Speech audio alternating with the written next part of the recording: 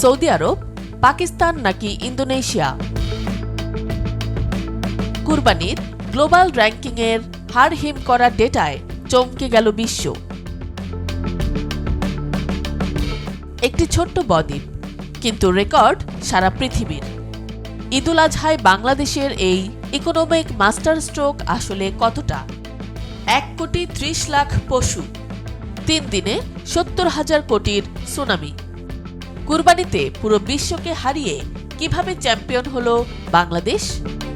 পৃথিবী প্রায় 200টি দেশের এক বিশাল গোলক, আর এই পৃথিবীতে মুসলমানদের সংখ্যা প্রায় 200 কোটি।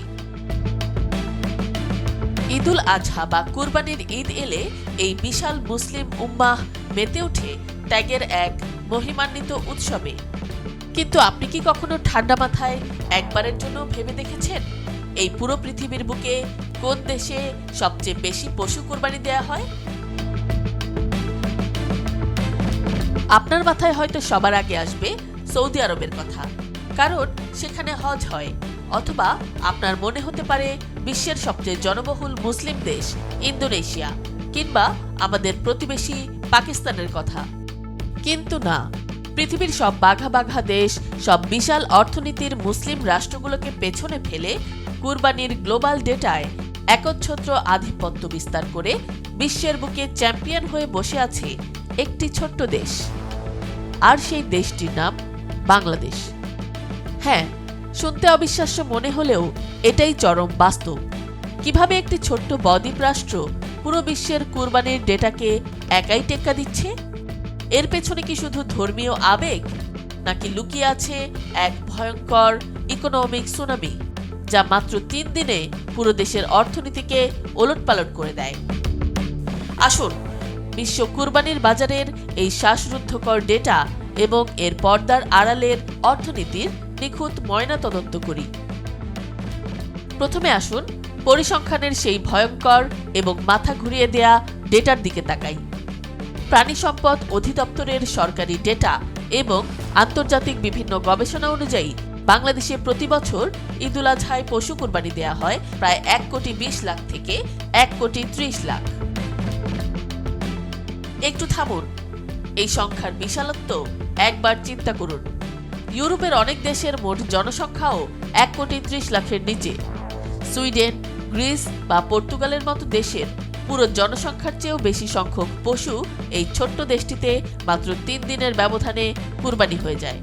এটি কোনো সাধারণ ঘটনা নয়। এবার আসুন গ্লোবাল কম্পারিজনে।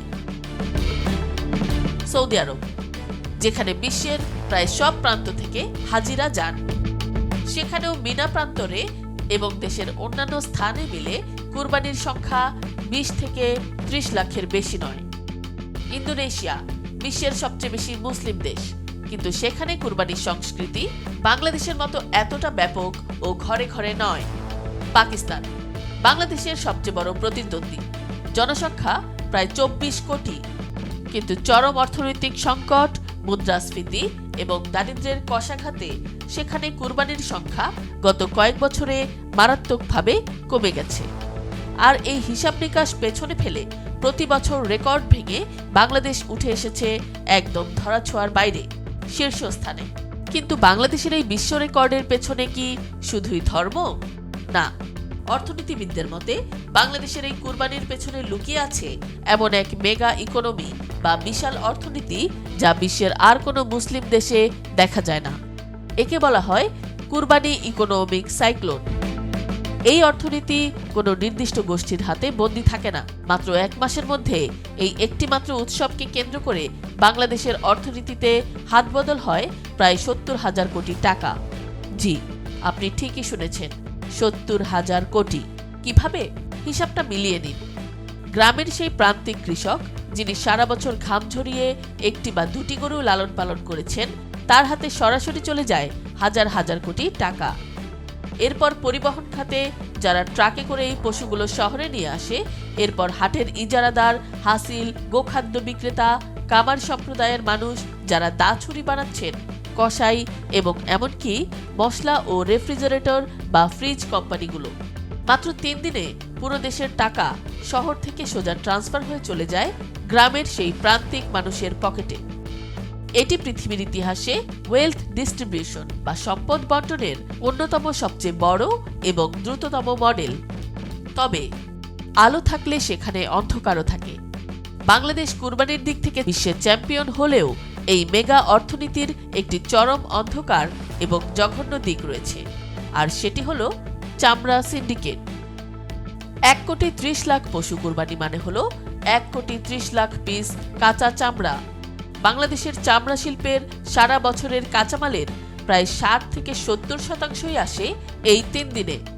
কিন্তু অত্যন্ত পরিতাপের বিষয় হলো বছরের পর বছর ধরে এই অদৃশ্য সিন্ডিকেট এই বিশাল চামড়ার বাজারকে রীতিমতো জিম্মি করে রেখেছে। যে চামড়ার আন্তর্জাতিক বাজার মূল্য 1000 টাকা, সেই চামড়া প্রান্তিক পর্যায় থেকে মাত্র 100 বা 200 টাকায় কিনে নেওয়া হয়। কখনো কখনো পানির দরেও চামড়া বিক্রি করতে না পেরে ক্ষোভে রাস্তায় চামড়া ফেলে দেওয়ার মতো ভয়ঙ্কর দৃশ্যও এই বিশ্ব চ্যাম্পিয়ন দেশটিকে দেখতে হয়। যেখানে এই চামড়া রপ্তানি করে বিলিয়ন বিলিয়ন ডলার আয় করার কথা, সেখানে সিন্ডিকেটের এই নগ্ন থাবায় বাংলাদেশের চামড়া খাত আজ এক নীরব ক্যান্সারে ধুঁকছে। সব হতাশা আর সিন্ডিকেটের কালো ছায়া পেরিয়েও দিনের শেষে একটি সত্য সূর্যের আলোর মতোই পরিষ্কার। বাঙালি মুসলমানদের হৃদয়ে কুরবানি কেবল একটি রীতি নয়, এটি এক চরম আবেগ। যতই অর্থনৈতিক সংকট থাকুক, মূল্যস্ফীতির আগুনে যতই পুরুক সাধারণ মানুষ, ঈদুল আজহা এলে এই দেশের মানুষ তাদের সর্বস্ব দিয়ে ত্যাগের এই মহিমায় শরিক হয়। প্রতি বছর 1,30,00,000 পশু কুরবানি দিয়ে বাংলাদেশ শুধু বিশ্বের বুকেই রেকর্ড গড়ছে না, বরং বিশ্ব অর্থনীতিকে চোখে আঙুল দিয়ে দেখিয়ে দিচ্ছে কিভাবে একটি উৎসব একটি পুরো জাতির লাইফলাইন হয়ে উঠতে পারে। সৌদি আরব, পাকিস্তান বা ইন্দোনেশিয়া হয়তো অনেক দিক থেকে বাংলাদেশের চেয়ে এগিয়ে থাকতে পারে, কিন্তু কুরবানির এই মহাসমুদ্রে এই ত্যাগের প্রতিযোগিতায় বাংলাদেশই অপ্রতিদ্বন্দ্বী। বাংলাদেশই বিশ্ব চ্যাম্পিয়ন। এই চ্যাম্পিয়নের মুকুট কি বাংলাদেশ আগামী দশকগুলোতেও ধরে রাখতে পারবে, নাকি বিশ্ব অর্থনীতির কোনো নতুন ঢেউ এই সমীকরণকে পাল্টে দেবে? উত্তর হয়তো লুকিয়ে আছে আগামী দিনের ডেটাতেই।